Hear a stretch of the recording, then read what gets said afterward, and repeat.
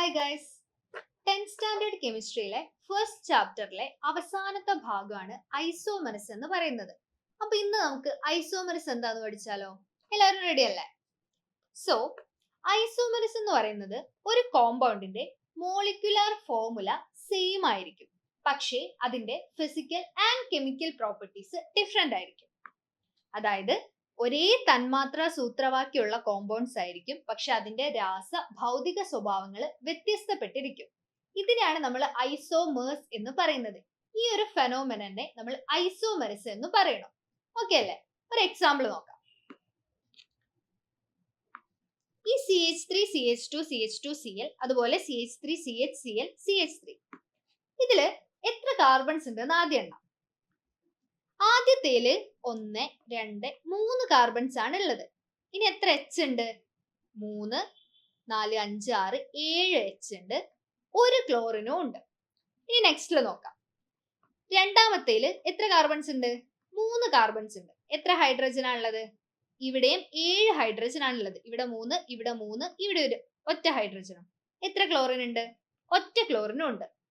അപ്പൊ ഇതിന്റെ തന്മാത്രാ സൂത്രവാക്യം അല്ലെങ്കിൽ ഇതിന്റെ ഒരു മോളിക്കുലാർ ഫോർമുല നോക്കിക്കേ.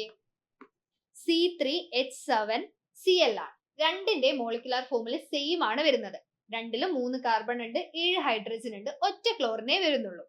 പക്ഷെ ഈ രണ്ട് ഓർഗാനിക് കോമ്പൗണ്ട്സിന്റെ പേരൊന്ന് നമുക്ക് ഇട്ടു നോക്കിയാലോ? പേരിടുന്നെങ്ങനെ നമ്മൾ ഓൾറെഡി പഠിച്ചിട്ടുണ്ട്. അപ്പൊ ആദ്യത്തേത് വരുന്ന സമയത്ത് ക്ലോറിൻ ആണ് ഇവിടെ. അപ്പൊ ഇതിന് ഫസ്റ്റ് പൊസിഷൻ കൊടുക്കും. അപ്പൊ ഇതിന്റെ പേര് വരുന്നത് 1 ക്ലോറോ പ്രൊപ്പേൻ. ഇനി രണ്ടാമത്തതോ? രണ്ടാമത്തേല് സെക്കൻഡ് പൊസിഷനിലാണ് ക്ലോറിൻ വരുന്നത്. അപ്പൊ അതിന്റെ പേര് വരിക 2 ക്ലോറോ, മൊത്തം 3 കാർബൺസ് ആണ്. ഇപ്പൊ വേർഡ് റൂട്ട് പ്രൊപ്പാണ്, പ്രൊപ്പേൻ. രണ്ടും 2 കോമ്പൗണ്ട്സ് ആണ്. രണ്ടിന്റെ മോളിക്കുലാർ ഫോർമുല സെയിം ആണ്, പക്ഷെ രണ്ടും 2 ഡിഫറെന്റ് കോമ്പൗണ്ട്സ് ആണ്. അപ്പൊ സ്വാഭാവികമായിട്ടും അതിന്റെ ഫിസിക്കൽ ആൻഡ് കെമിക്കൽ പ്രോപ്പർട്ടീസ് രാസഭൗതിക സ്വഭാവങ്ങളിൽ വ്യത്യാസം ഉണ്ടാവും. ഇതിനെയാണ് നമ്മൾ ഐസോമേഴ്സ് എന്ന് പറയുന്നത്. ഐസോമേഴ്സ് 4 തരത്തിലുള്ള ഐസോമെറിസംസ് നമുക്ക് പഠിക്കാനുണ്ട്. അതിൽ ഓരോന്നായിട്ട് നോക്കാം. ആദ്യത്തത് ചെയിൻ ഐസോമെറിസ് ആണ്. ചെയിൻ ഐസോമെറിസ് എന്ന് പറഞ്ഞാല് മോളിക്കുലാർ ഫോർമുല സെയിം ആയിരിക്കും, പക്ഷേ അതിന്റെ കാർബൺ ചെയിനിന്റെ സ്ട്രക്ചർ വ്യത്യാസപ്പെട്ടിരിക്കും. ഒരു എക്സാമ്പിൾ നോക്കുകയാണെങ്കിൽ ഈ ക്വസ്റ്റ്യൻ നോക്കിയേ. ഇതിന്റെ മോളിക്കുലാർ ഫോർമുല സെയിം ആണോ എന്ന് ആദ്യം നോക്കാം. എത്ര കാർബൺസ് ഉണ്ട്? ആദ്യത്തേല് 4 കാർബൺസ് ഉണ്ട്. എത്ര ഹൈഡ്രജൻ ഉണ്ട്? 10 ഹൈഡ്രജൻസ് വരുന്നുണ്ട്. ഇനി ഇതിലാണെങ്കിലോ, ഇവിടെയും 4 കാർബൺസ് ഉണ്ട്. എത്ര ഹൈഡ്രജൻ ഉണ്ട്? 10 ഹൈഡ്രജൻ വരുന്നുണ്ട്. ഇപ്പൊ രണ്ടിന്റെയും തന്മാത്രാ സൂത്രവാക്യം സെയിം ആണ് വരുന്നത്. പക്ഷെ ഇതിന്റെ കാർബൺ ചെയിനിന്റെ ഘടന നമുക്കൊന്ന് എഴുതി നോക്കാം. കാർബൺ ചെയിനിന്റെ ഘടന എഴുതാൻ വേണ്ടിയിട്ട് എച്ചുകളൊക്കെ ഇങ്ങോട്ട് മാറ്റി വെക്കാം. എച്ച് ഒക്കെ മാറ്റി കഴിഞ്ഞാൽ ഇതിന്റെ എങ്ങനെയാ വരുന്നത്? C C C C 4 C അല്ലേ വരുന്നത്. ഇനി ഇതിൻ്റെതോ സി സി സി, ഈ സിന്റെ താഴേക്ക് ഒരു സി ആണ് വരുന്നത്. ഇത് രണ്ടും ഒന്ന് നോക്കിക്കേ. ഇതും ഇതും നോക്കുമ്പോ രണ്ടിന്റെയും ഘടനയിൽ വ്യത്യാസമല്ലേ? സ്ട്രക്ചറിൽ ഒന്ന് നേരെയുള്ള ഒരു ലോങ് ചെയിൻ ആണ്, ഒന്നില് ഒരു ബ്രാഞ്ച് പോലെ കാർബൺ താഴോട്ട് വരുന്നുണ്ട്.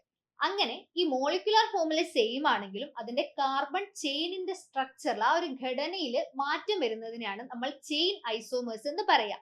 ഈ ഒരു പ്രതിഭാസത്തിനെ ചെയിൻ ഐസോമേഴ്സ് എന്നും പറയും. ഓക്കെ അല്ലേ? ഒരു എക്സാമ്പിളും കൂടി നോക്കാം.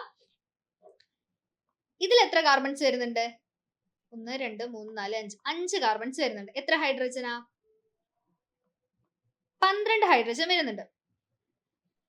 ഇവിടെയോ 5 കാർബൺസ്, എത്ര ഹൈഡ്രജനാ വരുന്നത്? 12 ഹൈഡ്രജൻസ് ആണ് വരുന്നത്. ഇതിന്റെ കാർബൺ ചെയിൻസ് ഒന്ന് എഴുതി നോക്കിയാലോ? ഇതിൽ ആദ്യത്തെ ഒന്നാമത്തെ കാർബൺ ചെയിൻ വരുന്നത്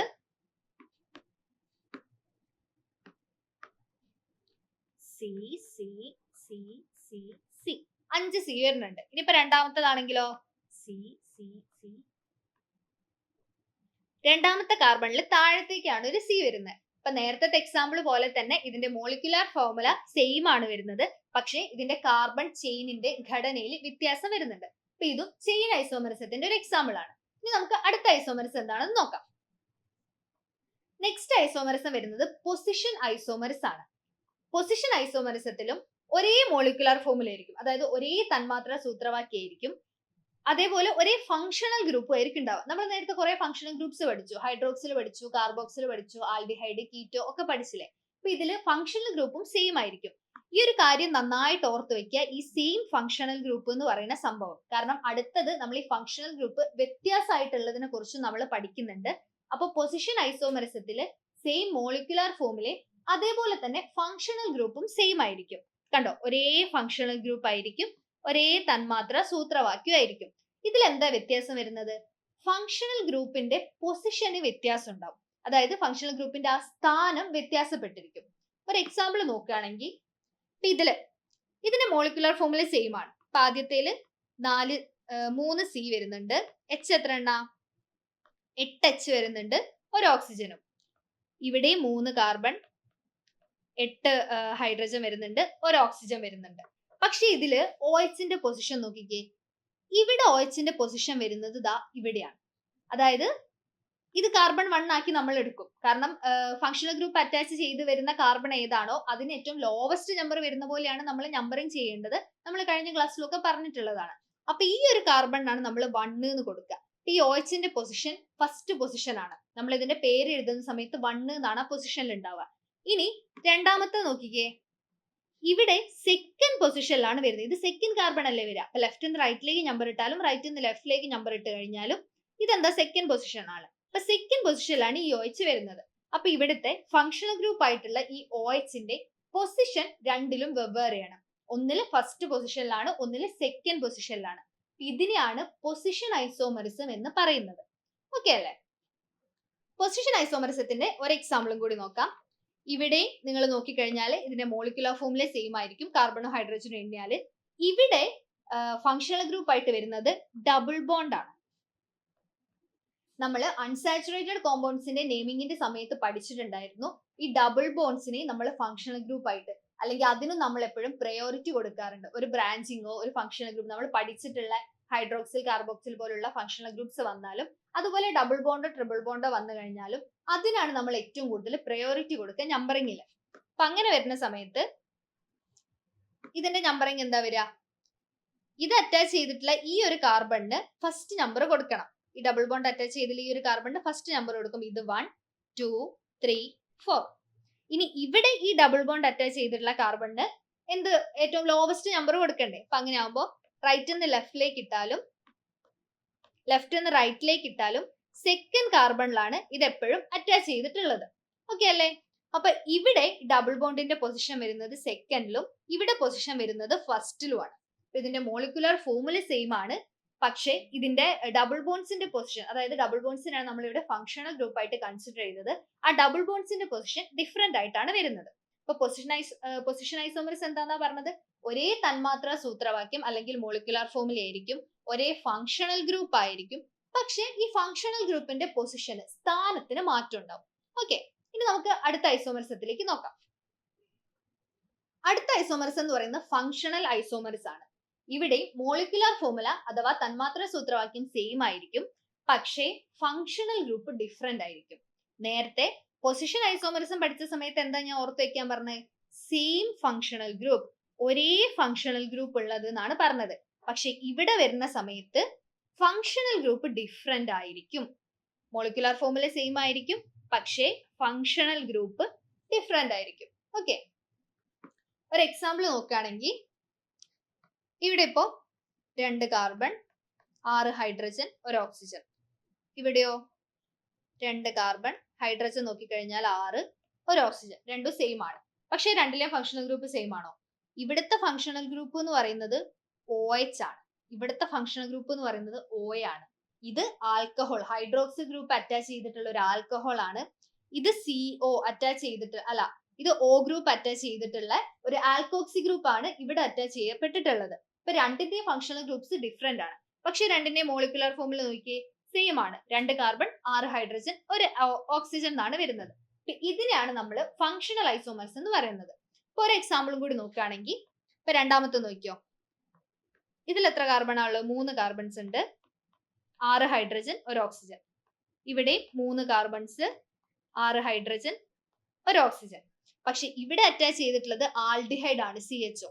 ഇവിടെ അറ്റാച്ച് ചെയ്തിട്ടുള്ളത് കീറ്റോൺ ആണ്, CO ഗ്രൂപ്പാണ് അറ്റാച്ച് ചെയ്തിട്ടുള്ളത്. അപ്പൊ രണ്ടിന്റെയും തന്മാത്ര സൂത്രവാക്യം അല്ലെങ്കിൽ മോളിക്കുലർ ഫോർമുല എന്ന് പറയുന്നത് സെയിം ആണ്, പക്ഷെ രണ്ടിലും അറ്റാച്ച് ചെയ്തിട്ടുള്ള ഫങ്ഷണൽ ഗ്രൂപ്പ്സ് ഡിഫറെന്റ് ആണ്. ഇതിനെയാണ് നമ്മൾ ഫങ്ഷണൽ ഐസോമെറിസം എന്ന് പറയുന്നത്. ഈ ഒരു ഫിനോമിനനെ ഫങ്ഷണൽ ഐസോമെറിസം എന്നും പറയുന്നു. അപ്പൊ പൊസിഷൻ ഐസോമെറിസവും ഫങ്ഷണൽ ഐസോമെറിസവും തമ്മിൽ കൺഫ്യൂഷൻ ആവാൻ പാടില്ല. രണ്ടിലും ഫങ്ഷണൽ ഗ്രൂപ്പ്സ് വരുന്നുണ്ട്. പൊസിഷൻ ഐസോമെറിസത്തിൽ ഫങ്ഷണൽ ഗ്രൂപ്പ് സെയിം ആയിരിക്കും, പക്ഷെ അതിന്റെ പൊസിഷൻ വ്യത്യാസം ഉണ്ടായിരിക്കും. ഇനി ഫങ്ഷണൽ ഐസോമെറിസ് ആണെങ്കിൽ അതിൽ വരുന്ന ഫങ്ഷണൽ ഗ്രൂപ്പ് തന്നെ ഡിഫറെന്റ് ആയിരിക്കും. ഓക്കെ അല്ലേ? ഇനി നമുക്ക് ലാസ്റ്റിലത്തെ ഐസോമെറിസം പഠിക്കാം. അത് മെറ്റാമെറിസ് ആണ്. അത് നല്ലോണം ശ്രദ്ധിക്കണേ. ഇതുവരെ പറഞ്ഞ പോലെ അത്ര സിമ്പിൾ ആയിട്ടുള്ള സംഭവമല്ല. മെറ്റാമെറിസം വരുന്ന സമയത്ത് അതിൽ ബൈവാലന്റ് ഫങ്ഷണൽ ഗ്രൂപ്പ് എന്ന് പറഞ്ഞൊരു സംഭവം ഉണ്ട്. അതായത് ഈ CO, keto group, alkoxy group, ഇതിനൊക്കെയാണ് bivalent functional group എന്ന് പറയുന്നത്. ബൈവാലന്റ് എന്ന് പറഞ്ഞാൽ ഒന്നുമില്ല, ബൈ എന്ന് പറഞ്ഞാൽ രണ്ട് വാലൻസ് ഇല്ല അല്ലെങ്കിൽ രണ്ട് ബോൺസ് ഫോം ചെയ്യാൻ പറ്റുന്ന ഫങ്ഷണൽ ഗ്രൂപ്പ് എന്നേ അർത്ഥമുള്ളൂ.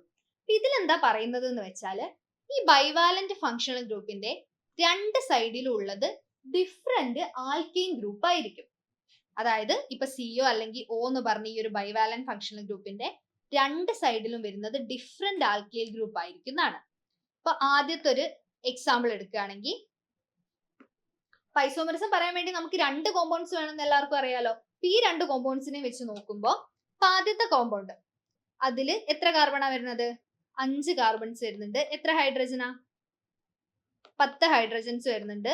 ഒരു ഓക്സിജൻ വരുന്നുണ്ട്. ഈ രണ്ടാമത്തെ കോമ്പൗണ്ടിലോ ഇതിലും 5 കാർബൺസ് വരുന്നുണ്ട്, 10 ഹൈഡ്രജൻ വരുന്നുണ്ട്, ഒരു ഓക്സിജൻ വരുന്നുണ്ട്. രണ്ടിന്റെയും മോളിക്കുലർ ഫോർമുല സെയിം ആണ്. രണ്ടെണ്ണത്തിലും 5 കാർബണും 10 ഹൈഡ്രജനും ഒരു ഓക്സിജനും ആണ് വരുന്നത്. അതേപോലെ ഒരേ ഫങ്ഷണൽ ഗ്രൂപ്പ് ആണ് വരുന്നത്. ബൈവാലന്റ് ആയിട്ടുള്ള സെയിം ഫങ്ഷണൽ ഗ്രൂപ്പ് ആണ് ഇവിടെ വരുന്നത്. രണ്ടിലും CO ഗ്രൂപ്പ് ആണ് വരുന്നത്. പക്ഷെ രണ്ടിന്റെ രണ്ട് സൈഡിലുള്ള ആൽക്കെയിൻ ഗ്രൂപ്പ് നോക്കിക്കേ. ആദ്യത്തേല് ഈ സൈഡിലുള്ളത് 2 കാർബൺസ് വരുന്ന ഒരു ഈഥെയിൻ ഗ്രൂപ്പ് ആണ്. ഈ സൈഡിലുള്ളതും 2 കാർബൺസ് വരുന്ന ഈഥെയിൻ ഗ്രൂപ്പ് ആണ്.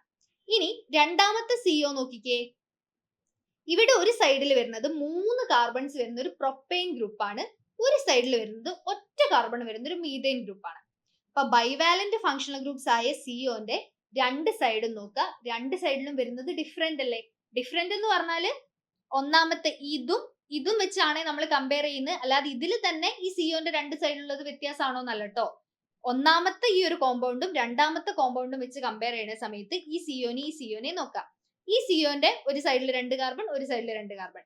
ഈ COന്റെ ഒരു സൈഡിലും 2 കാർബൺ, ഈ സൈഡിലും 2 കാർബൺ ആണെങ്കിൽ രണ്ടും സെയിം ആയിരുന്നു. പക്ഷെ അങ്ങനെയല്ലല്ലോ വരുന്നത്. ഒരു സൈഡിൽ 3 കാർബണും ഒരു സൈഡിൽ ഒറ്റ കാർബണും ആണ് വരുന്നത്. അപ്പൊ ഇതിന്റെ പേരും വ്യത്യാസമായിരിക്കും. ഇതിനെയാണ് നമ്മൾ മെറ്റാമെറിസം എന്ന് പറയുന്നത്. ഒരു എക്സാമ്പിൾ കൂടി നോക്കാം. ഇവിടെ നമ്മൾ ആൽക്കോക്സി ഗ്രൂപ്പ് ആയിട്ടുള്ള ഓനെയാണ് ഇവിടെ നമ്മൾ എടുത്തിട്ടുള്ളത്. അപ്പോ O വരുന്ന സമയത്ത് എന്താ നമ്മൾ നോക്കേണ്ടത്? O ഒരു ബൈവാലന്റ് ഫങ്ഷണൽ ഗ്രൂപ്പ് ആണ്. അത് വന്നു കഴിഞ്ഞാൽ അതിന്റെ രണ്ട് സൈഡിലെയും ആൽക്കീൻ ഗ്രൂപ്പ്സ് നമുക്കൊന്ന് എണ്ണി നോക്കാം. ഇവിടെ 2 എണ്ണാണ് വരുന്നത്, 2 കാർബൺസ് വരുന്നുണ്ട്. ഇവിടെയും 2 കാർബൺസ് വരുന്നുണ്ട്. ഇനി ഇതിനെ കമ്പയർ ചെയ്യുമ്പോഴോ ഇവിടെ 3 കാർബൺസ് വരുന്നുണ്ട്, ഇവിടെ ഒറ്റ കാർബണേ വരുന്നുള്ളൂ. ഇത് രണ്ടും എന്താ? മെറ്റാമെറിസ് ആണ്. മെറ്റാമെറിസ് ആണ് ഇത് രണ്ടും കാണിക്കുന്നത്. കാരണം ബൈവാലന്റ് ഫങ്ഷണൽ ഗ്രൂപ്പിന്റെ രണ്ട് സൈഡിലും വരുന്നത് ഡിഫറെന്റ് ആണ്. അപ്പൊ മെറ്റാമെറിസ് എന്താ? മോളിക്കുലർ ഫോർമുല അല്ലെങ്കിൽ തന്മാത്ര സൂത്രവാക്യം സെയിം ആയിരിക്കും. അതുപോലെ ഫങ്ഷണൽ ഗ്രൂപ്പും സെയിം ആയിരിക്കും. പക്ഷേ ഫങ്ഷണൽ ഗ്രൂപ്പിന്റെ ഇരുവശങ്ങളിലും വരുന്ന ആൽക്കെയിൻ ഗ്രൂപ്പിലെ കാർബൺസിന്റെ എണ്ണം ഡിഫറെന്റ് ആയിരിക്കും. അതായത് ഫങ്ഷണൽ ഗ്രൂപ്പിന്റെ രണ്ട് സൈഡിലും വരുന്ന ആൽക്കെയിൻ ഗ്രൂപ്പ് ഡിഫറെന്റ് ആയിരിക്കും. അതിനാണ് നമ്മൾ മെറ്റാമെറിസ് എന്ന് പറയുന്നത്. സോ ഇന്ന് നമ്മൾ ഐസോമെറിസ് ആയിരുന്നു പഠിച്ചിട്ടുണ്ടായിരുന്നത്.